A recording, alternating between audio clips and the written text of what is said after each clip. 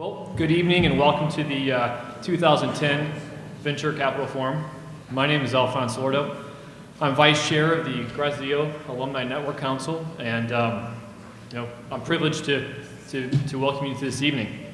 I first want to start off that this event was not possible without the help of a few key people, and I just want to recognize them real quickly. First of all, Tim Simbara, if you could please stand up. Gisela Roja. Jesse Torres, Jen McMillan, Alexander Kim, and Jim McMillan. Yep. In addition to those people, I'd also like to thank two key people who will be adding a lot of value to this event. Dr. Demos Vardiabasis, who will be the keynote, and Dr. Paglia. Quickly, I just want to talk about the council. Our goal really is to cultivate the alumni group, and even in specific niche fields such as finance. We want to create opportunities and provide personal growth to alumni in the Los Angeles area. So in addition to these events in finance, we have two major events coming up that I want to just quickly talk about. One is the first ever entertainment forum, which will be focused on business development in the entertainment industry, which is a driving force in LA County.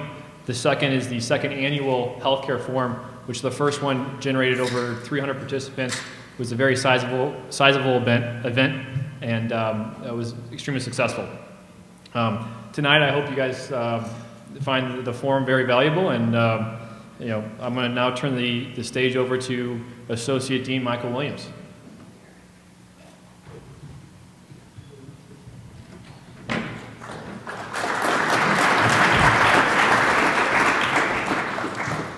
Thank you. It is really a pleasure to see all of you here tonight. Thank you for making the trip here to Woodland Hills to join us tonight for an interesting and I suspect provocative panel. I think we'll all enjoy the presentation as well as the opportunity to network with other Graziadio alumni and students and learn to understand a little bit better about the markets that John has been researching and that Demos has been living in for a number of years. So it's really a pleasure to be here. It's my delight tonight to introduce Dr. Vardiabasis, but before I do that, I would like to say a few words. First, I bring greetings from Dean Linda Livingstone, your dean and our friend Dean Linda Livingstone. She regretfully cannot be here tonight because she is meeting with other alumni in Washington, D.C. tonight. They're hosting a reception in Washington, D.C. for our alumni. We have I think close to 200 alumni in Washington, D.C., and she is meeting with them tonight and giving them an update on what's going on with the school. So she gives her regards and regretfully cannot be here to join you tonight. So it's my pleasure to fill in for Dean Livingstone tonight. Actually, a week ago tonight, I was in Washington, D.C., meeting with some alums and actually attending an MBA World Tour. Some of you may be familiar with the MBA World Tour, maybe the event that introduced you to Pepperdine University. In case you're not familiar with the MBA World Tour, it's an event kind of like this. We get together in a big room like this one, and there are people from the local area who are interested in MBA education, hundreds of them. It's put together by a company called QS, and they invite hundreds of candidates who are interested in MBA education from a regional area to come to an event like this. And every AACSB accredited school in the world is invited to participate in these world tours.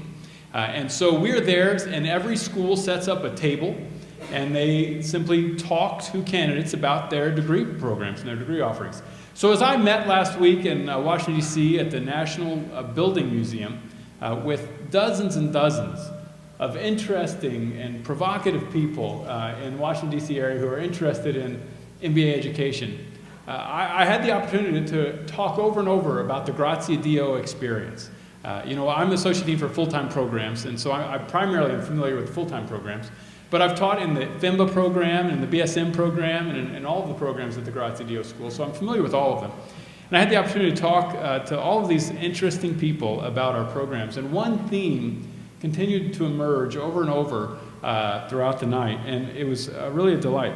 Whether it was a male, young CPA who was interested in a transformative educational experience to get out of accounting and into work that matters. That's a joke. If there's any accountants here, that was a joke.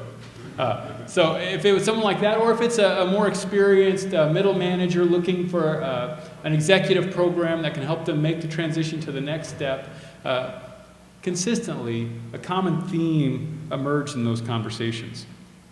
But before I tell you what that theme was, I want to update you on a few things that are going on at the Graziadio School. First, I'd like to tell you about the SEER certificate, S-E-E-R. That stands for Social, Environmental, and Ethical Responsibility Certificate. It's a certificate that we started this year that's getting a lot of press and acclaim actually around the country. It allows students to focus their courses, whether it's in finance or marketing or accounting or entrepreneurship, on issues of social, environmental, and ethical responsibility. It's really exciting. It's one that's drawn a lot of attention in Malibu especially. In addition to SEER, I want to tell you that many of you probably already know this. Our E2B program, Education to Business program, this is a program that started in marketing, in our marketing classes, where students would take their curiosity and their intellectual abilities and apply them to real-world problems by meeting with real clients in the classroom and solving real business problems of clients. This started in marketing, and now it's begun to migrate to other areas. We now have E2B in accounting. We have E2B in finance. We're working on E2B in statistics and quantitative analysis. Well, there's a lot of exciting things going on with our E2B. In fact, U.S. News and World Report recently posted an article that indicated that our E2B program was one of the top 10 courses in the country for a college course that will pay off at work. It was listed with courses from Dartmouth, courses in biology, courses in chemistry, and then there was our course on education to business. So it's an exciting project, a program that we're continuing to expand throughout our curriculum. Also want to indicate to you another exciting thing going on at the Graziadio School has to do with our focus on entrepreneurship. You should have in front of you, I think, a one-page document that talks about some recent focus that we've had on entrepreneurship. As you know, we've focused on entrepreneurship from the beginning, but in front of you tonight, you'll see a document about the New Wave Initiative. The New Wave Initiative is a new strategic initiative to accelerate the creation and growth of high-profile and high-potential companies. This brings together many of the key resources that the Graziadio School has. Our students who are interesting and intelligent and able to think creatively, our world-class faculty who come with a depth of research and knowledge that is unsurpassed, and our depth and breadth of friends of Pepperdine University who have access to capital, to bring together these three resources into an exciting program offering that's described more fully on that document that you have there. So you can see this addresses curriculum, it addresses partnerships with corporations and access to capital. It's an exciting opportunity. I encourage you to take a few minutes after the event tonight to read this document and familiarize yourself with that. Finally, I'd like to remind you that we have an alumni referral program. If you are an alumnus of Graziadio School and you have a friend, a colleague, a coworker who may be interested in graduate education, if you refer them and Jen or Jesse have the documents necessary for you to make a referral, they can get a $2,500 scholarship towards their MBA education just from your referral. Now, you have to be an alumni to recommend to refer someone. You can't be a current student to refer someone, but it might be an opportunity that you'd be interested in. Well, there's many other things that are going on that are exciting at Graziadio School, but I know you didn't come here to hear all about that. So now I'd like to have the pleasure of introducing Demos Vardiabasis. It's really a pleasure to introduce Dr. Vardiabasis. He has over 25 years of experience as a professor, entrepreneur, executive, and consultant. He's founded several companies and has served as chairman and CEO of the IQ Now Corporation, which was acquired by a public company, and of Health Windows, which provided services to such companies as American Express, Hilton, Yamaha, and Honeywell. He served as a member of the U.S. Committee to Assist Russian Reform and of the National Policy Forum, chaired by U.S. Senator Phil Gramm. Recently, he was appointed as Economic Commissioner in California by Governor Schwarzenegger. Dr. Vardiabasis, through his company, Global Strategic Edge, is currently working with executives and entrepreneurs on business strategy and creative operational solutions. It's a pleasure to welcome Dr. Demos Vardiabasis.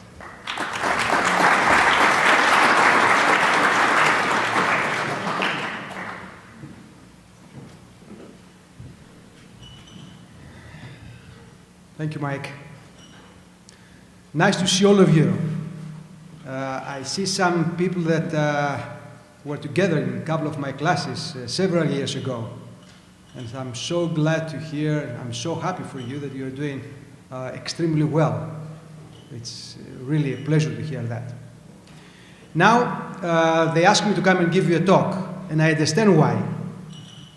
John here has put an excellent program for you that you all like very much. So they thought if I can give a short presentation and make your life miserable for the next 20 minutes, you will appreciate even more to hear about growth, money, taking companies public, exciting things on how to help the US economy to grow through you. So I will do the tough part and start giving you the bad news first. Or you want to hear good news? It's up to you. Okay, let me make it more interactive, the presentation. Give me 1, 2, 3, 4 questions you might have about the California economy, the US economy, the global economy that you want to hear from me. Quickly, give me. Are we going to default in our bonds? Okay, default in our bonds. Yeah. California bonds. California bonds, municipal bonds. Of course not. What do you want me to tell you? Yes? When? Okay, next question. You see, one of the greatest things about the United States in general, and of course for California because we are part of the United States, is that we are the only debtor in this planet that we will never default. Everybody else, every other country, every other debtor might default, except the United States. And you know why? Because the United States is the only debtor nation in the world that is borrowing money in its own currency. Which means if you, the Chinese, you, the Japanese, you, the Europeans, you come to Washington, D.C. and you ask for your money, I will give it to you in brand new bills in 1 hour. So I will never default. Next, a couple more questions and I can give you. How long will California's economy lag after the rest of the country? Look, the California, as you know, it's the 8th largest economy in the world. So we have so much power, we have enough resources. Yes, we are going through a crisis right now, but so the rest of the world. So I believe that we are going to come out and strong. And through you, the small and medium-sized companies, and along with the help of the venture industry, and specifically they can lead us to new industries, new technologies, research and development, we will grow out of this crisis and be again a major power, economic power. That's what I believe. I can give you more information shortly. From the left to right, questions?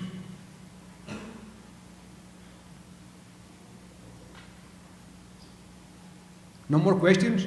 Why is it so hard to do business in California? Too many politicians.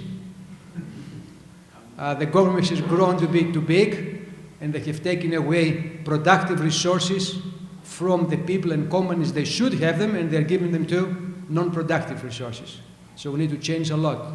It comes down to politics, regulations, tax system, new incentives, focus on international business in specific industries that we can see potential, develop a proactive government, not just in California, but in the entire United States.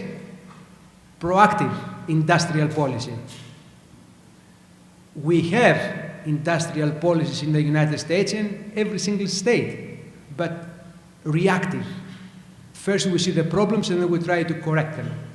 Versus some other countries that they have proactive industrial policies. They see the opportunity and they go for it. Of course, they are smaller and we're bigger. But that's a major problem in my mind. Reactive versus proactive. Yes? Is the California green debt, are we kidding ourselves thinking that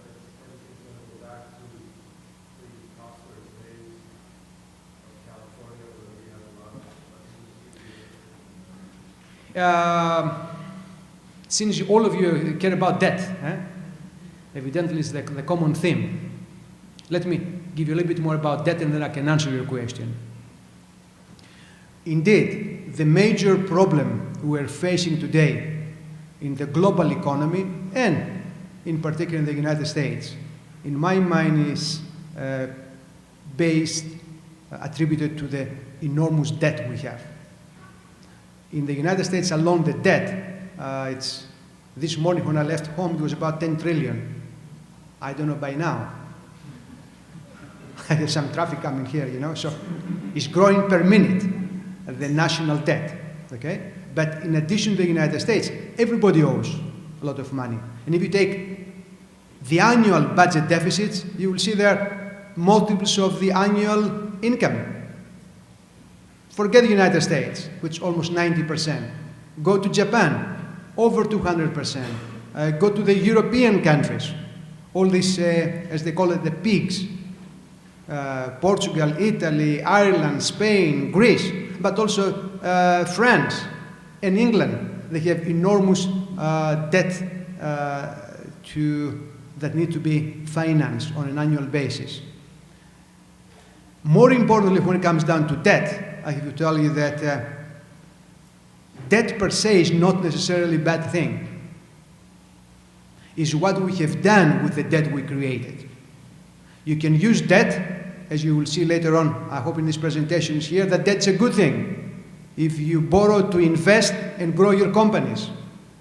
Countries have borrowed in the past a lot of money. United States in the previous century, Japan, Germany, to do what with the money they borrowed?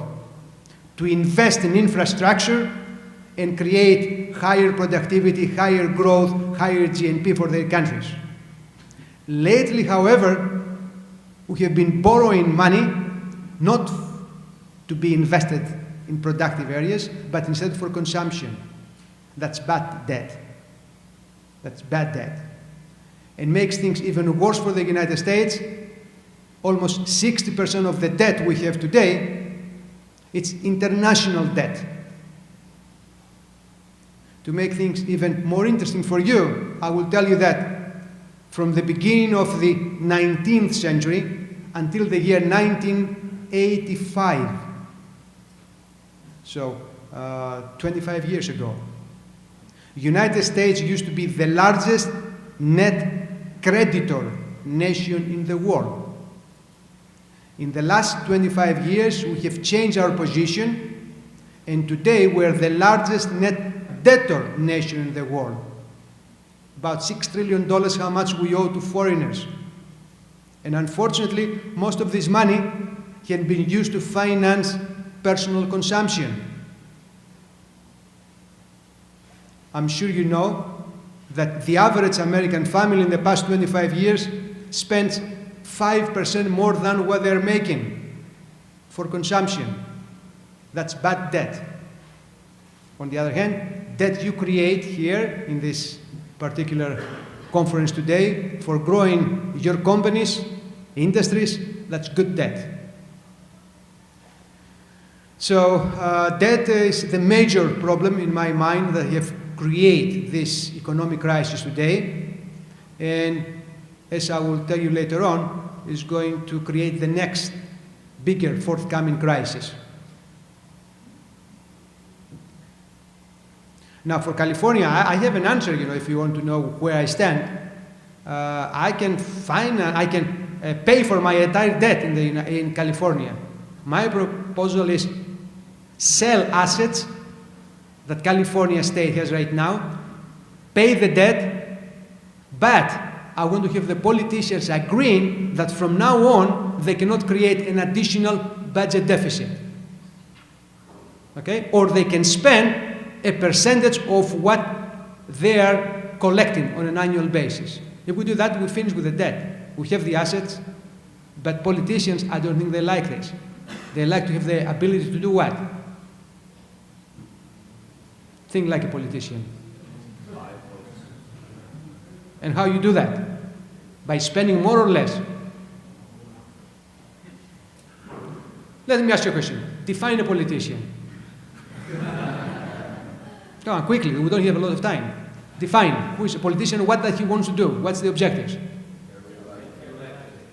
Get re-elected and do something good for this country, for this state. Correct? That's what they say. Which one comes first? Get re-elected, because the justification is, if I am not re-elected, how am I going to accomplish the great things I have in mind for this great state, this great economy, this great country? Being re-elected means what? I need to create jobs. And sometimes, jobs can be created in a very short period of time, not necessarily through the private sector, but through the government sector. That's the fastest one. And if you don't have to pay for the debt you create as a politician, it's very easy for you to do what? Spend. And that's why we keep increasing our debt position day after day after day after day. Anybody's a politician here? Can I get into them? I apologize. No one. You want to solve the problem? Make all politicians personally liable for the debt they create. Do you think we will ever run again a budget deficit? No. And make them keep any money they can make if it's a surplus. So we have some basic flaws in the political system. Here and all over the world. It's not just the United States. Believe me. Same problems all over the world. That's why we have that enormous debt. And of course, you read what type of debt? You read the actual debt. But if you add to that all additional debt we have, pension plans, etc., it's an enormous amount of money that we owe today. Basically, if you have the finance professor who can show you in a couple of minutes, that's the first time in history of this planet that all the well-developed countries are basically bankrupt. But it's another topic. We can talk some other time. I don't want to get you very depressed. Next question, yes? What's the good news? The good news? You said there was good news. I will give you good news. The economic outlook of healthcare with the recent I don't touch the healthcare.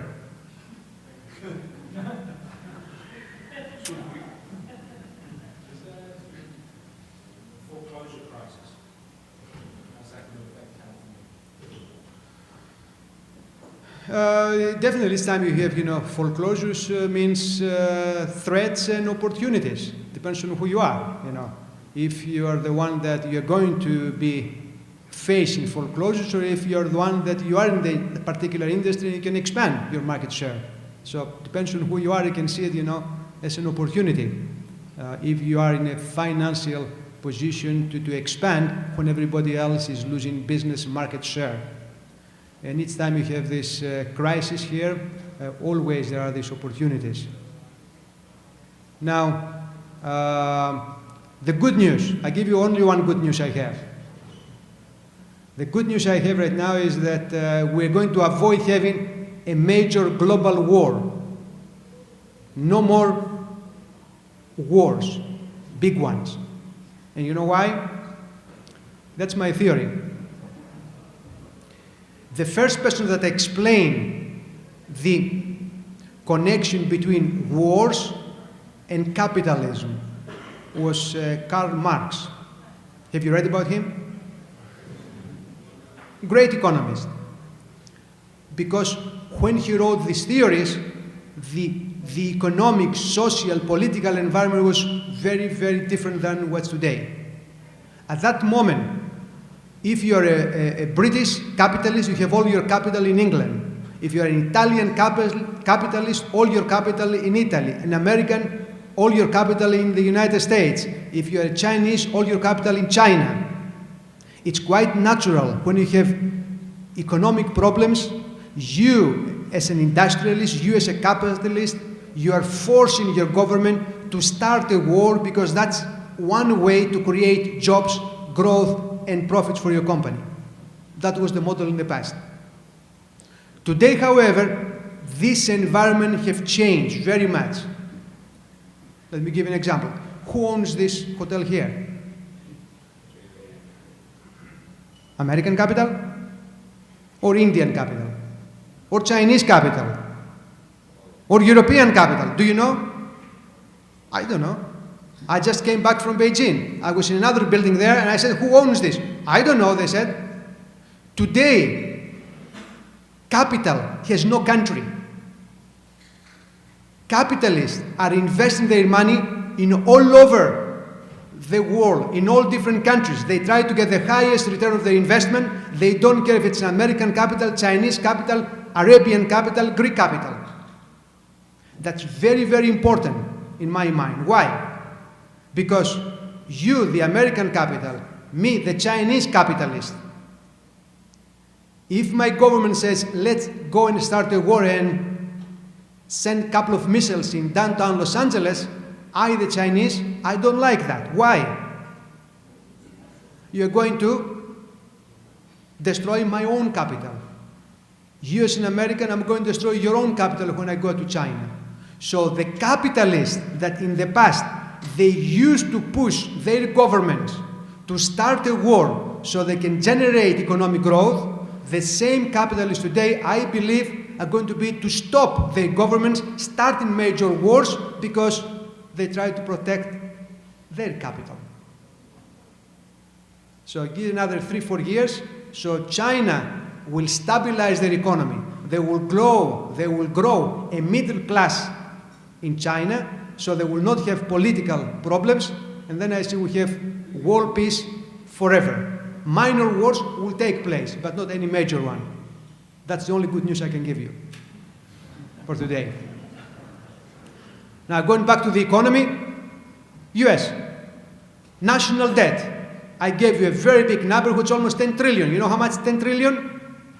It's twice the size of the Chinese economy, which means if the United States is going to repay all of its debt, we should ask the Chinese to work for 2 years and spend zero. To get an idea how big, how difficult is this problem. If you add to this national debt we face in the United States, our trade position, I'm sure you all know that for the past 25 years, we are running trade deficits. We are importing more than we're exporting. Since this seminar is closer to finance, I will take these two numbers, the debt number or the budget deficit, along with the trade deficit, as percentages of our national income. If I do that for the United States, I'm getting approximately 15% of our national income goes for the trade deficit plus the budget deficit. Is it a big number? This is the 4th largest number in the world. Who is number 1? Aman. Who's number 1? Aman, that's my country. Greece, of course. We're number 1. We owe the most, almost 23%. Number 2? Spain, correct. Number 3? England. And number 4, United States. I give you the number 5, which is, where was the World Cup a few months ago? South Africa. This is the nightmare team, the 5 players, major players. Of course, on the other side of these countries that they have this enormous budget and trade deficits, we have countries that have better economies with solid economic growth today. What is the growth that we have in the ASEAN countries, which is the Southeast Asian countries? Singapore, Thailand, Malaysia, they're growing by approximately 7%, which is a good growth rate in today's environment.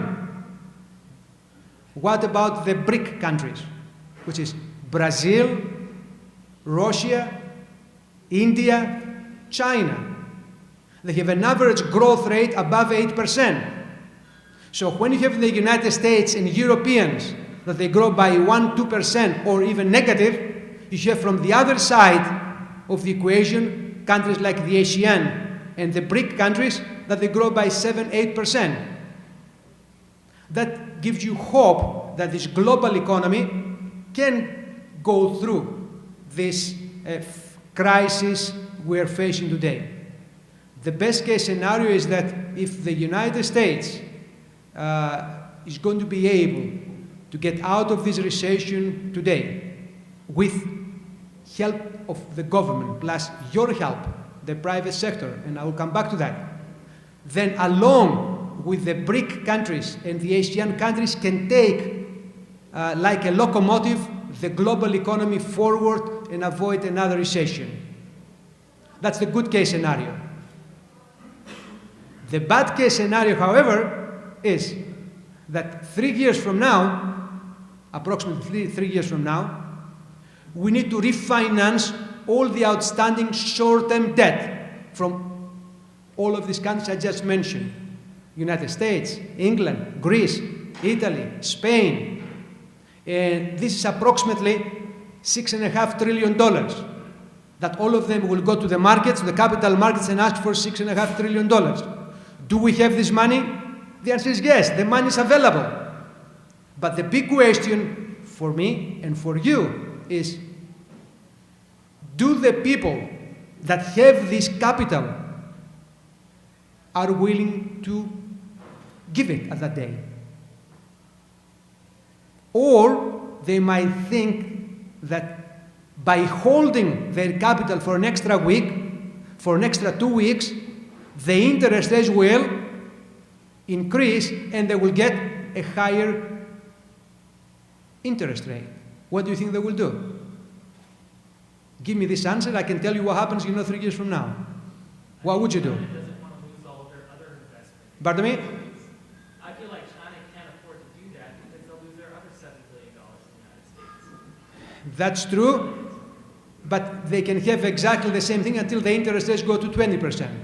Then they will give the money. Or we'll just print a bunch and their debt will be worthless. Pardon me? It's a dangerous game for them to play because someone print a bunch of money and then their money will be worthless. Yes, yes, Their debt will be nothing. yes. That's one way to think. Okay? I don't say you are wrong, but that might happen, after they see the interest rates going above 4% to 5 to 6 to 7 to 10%, and the financial markets, and if you have in your hands right now $10 billion, $50 billion to loan, and you can make an extra 1 or 2% interest rates, what would you do? Give it or hold it? And if you hold it, and there's a disequilibrium in the financial markets, in the capital markets, demand is going to exceed the supply, what happens to the interest rates? And then they go up to a certain point, then they will give the money so they will not break down completely the economy and lose everything.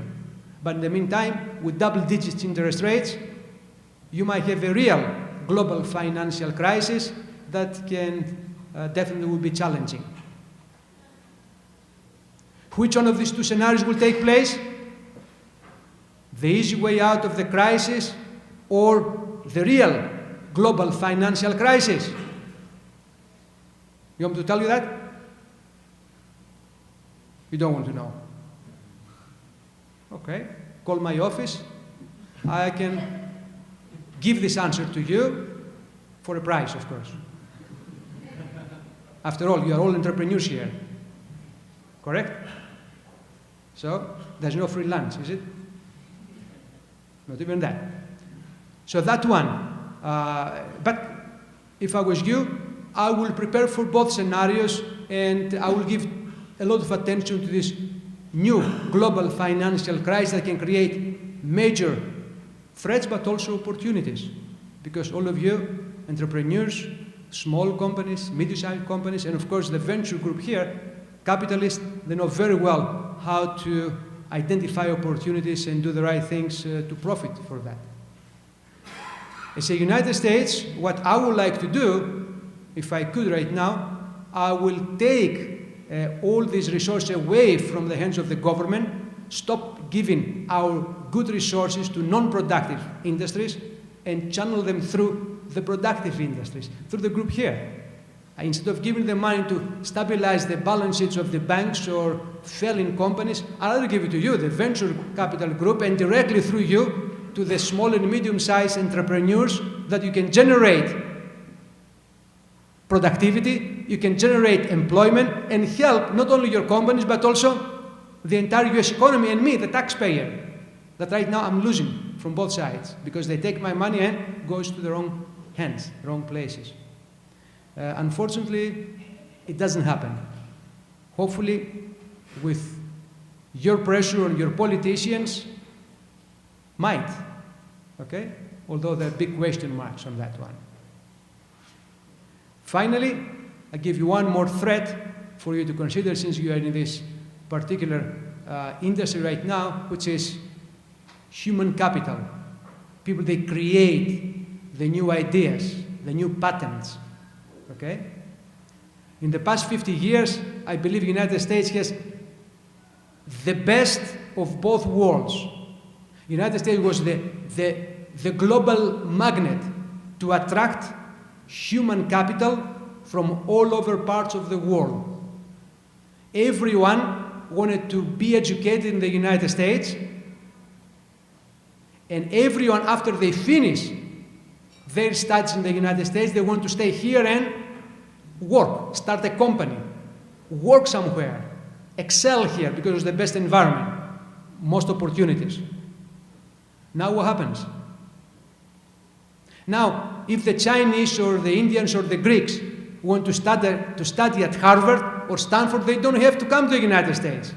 They can go 5 minutes away from their house in Beijing because we have outsourced education there. They can do it there.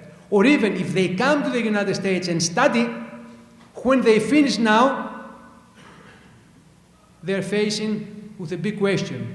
Should I stay in the United States? Or now might be a good idea for me to go back to my country, because to live in China or in Europe or Latin America today is much better than 10, 20, 30, 50 years ago. The environment has changed.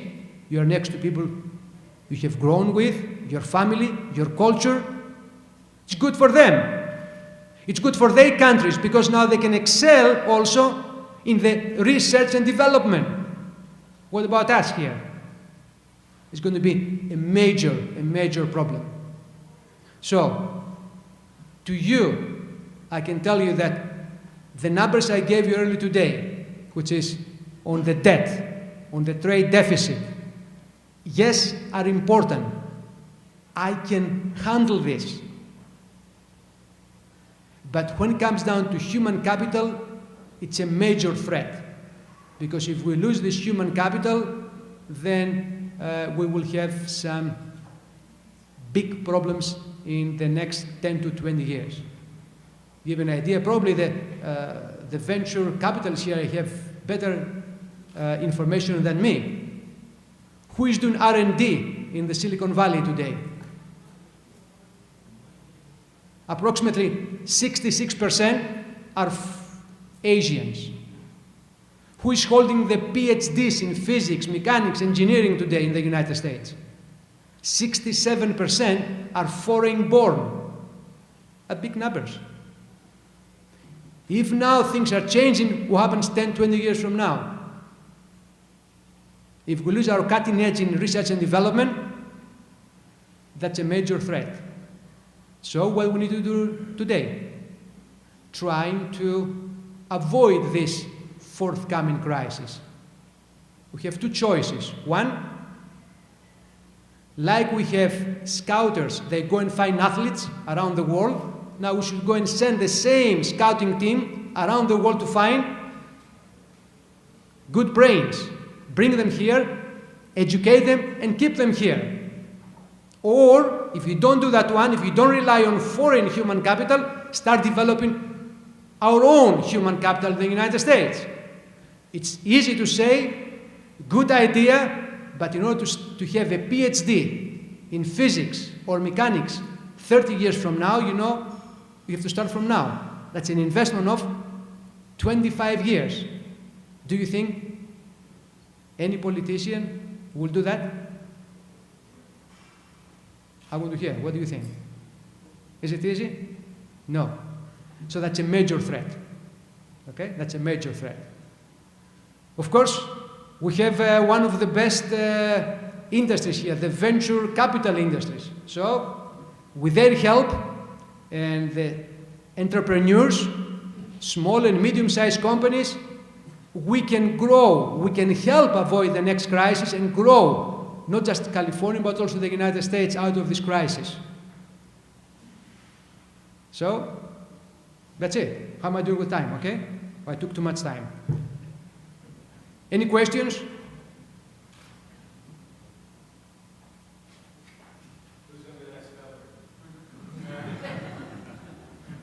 A good one. Okay, then I will have you come to you. Take care.